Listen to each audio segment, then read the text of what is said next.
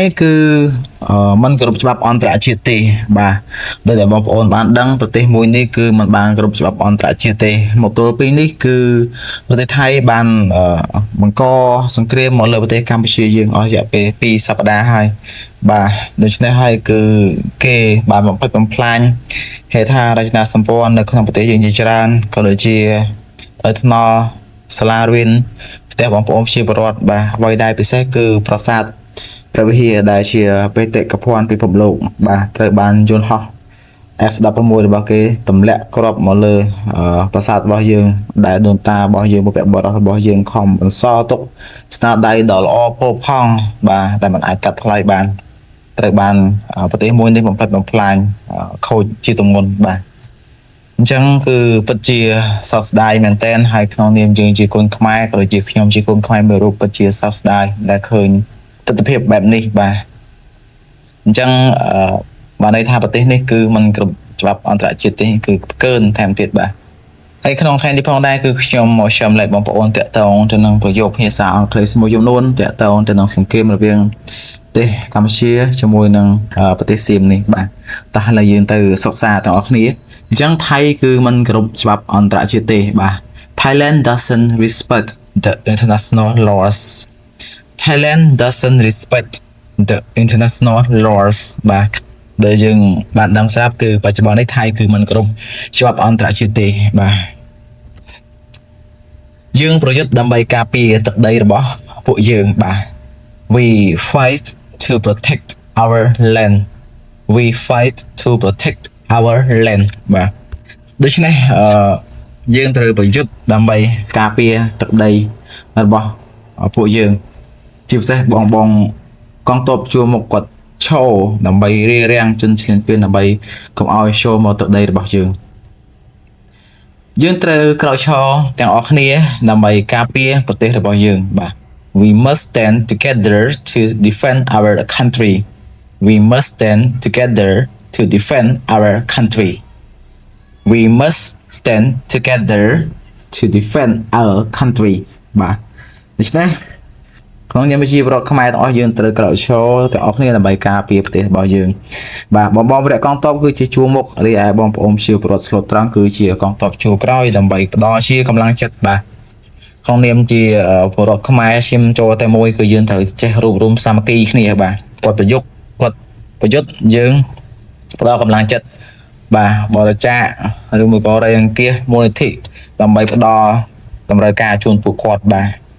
អញ្ចឹងសង្ឃឹមថាបងប្អូនកងទ័ពយើងយកជ័យជំនះនៅពេលខាងមុខនេះឆាប់ហើយសង្ឃឹមថាសង្គ្រាមនឹងចប់ឆាប់បាទទាហានកម្ពុជាបានការពារទឹកដីរបស់ពួកគាត់ដូចជាជីវិតរបស់ពួកគាត់អញ្ចឹងបាទ The Cambodian soldiers defend their territory as if it were their life បាទ The Cambodian soldiers defend their territory as if it were their life បាទអញ្ចឹងបាទទាហានកម្ពុជាយើងហ្នឹងបាទការពារទឹកដីរបស់ពួកគាត់ដូចជាជីវិតរបស់ពួកគាត់អញ្ចឹងបាទមិនត្រឹមតែការពារទឹកដីរបស់ខ្លួនទេគឺការពារទឹកដីប្រទេសខ្មែរយើងទាំងមូលបាទជាជាងការពារជីវិតរបស់ពួកគាត់ទៀតបាទការប៉ះទង្គិចបានកើតឡើងរវាងថៃនិងកម្ពុជាបាទ A clash broke out between Thailand and Cambodia A clash broke out between Thailand and Cambodia បាទអញ្ចឹងបានន័យថាការប៉ះទង្គិចបានកើតឡើងរវាងថៃនិងប្រទេសកម្ពុជាយើងបាទអញ្ចឹងនៅថ្ងៃទី7ខែ12នេះគឺគេចាប់ផ្ដើមបាញ់មកលើយើងប៉ុន្តែយើងមិនទាន់តបតទេរហូតដល់ថ្ងៃទី8បាទនៅបន្តបាញ់ទៅបងវរៈកងទ័ពគាត់តបតត្រឡប់ទៅវិញរហូតមកដល់ពេលនេះគឺ2សប្តាហ៍ហើយនៅតែមិនទាន់មកចប់ទេបាទនៅតែបន្តបាញ់ទៅបាញ់មកបាទ Thailand does not want the war to stop Thailand does not want the war to stop Thailand does not want the war to stop បាទប្រទេសថៃ